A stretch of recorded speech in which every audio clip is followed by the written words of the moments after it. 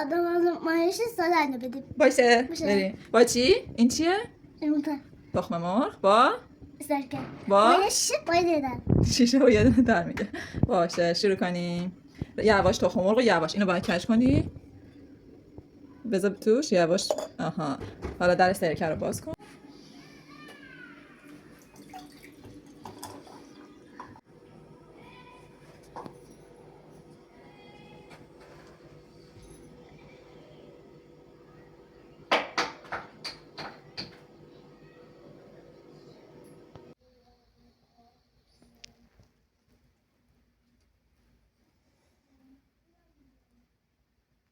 این تخم مرغ پوست نداره می‌بینید؟ اینقدر بزرگ شده است این داره حضور می‌خوام درش بیارم.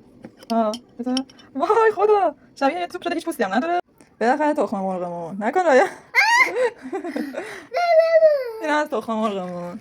درسته رایا نشون بده. نه جلو. ببینید کاملا پوستش از دست داده پوستش. یه لحظه دستتو ببر کنار از جلوی دوربین. کامل پوستش از دست داده می‌بینید؟ رایان این یه همون لایه نازک میمونه. اون پوست سفیده رو از دست یه لحظه پوست سفیده رو از دست میده. همون لایه نازک مونده که دورش الان. خوشحاله بچه‌م. بعد چقدر بزرگ شده می‌بینید؟ یه لحظه تو کف دستم. ببین چقدر بزرگ شده. اولا قدی بود. راست میگه. کوچولو بود. نه انقدر کوچیکه ولی خب کوچیک‌تر از این بود. ما تو یوتیوب پیدا کردم اینا فردا درست کنیم. تو یوتیوب دیدی گفتی درست کنی؟ آه. آفرین. فشار بده. بلایی که رایان سرش میاره. فشار بده.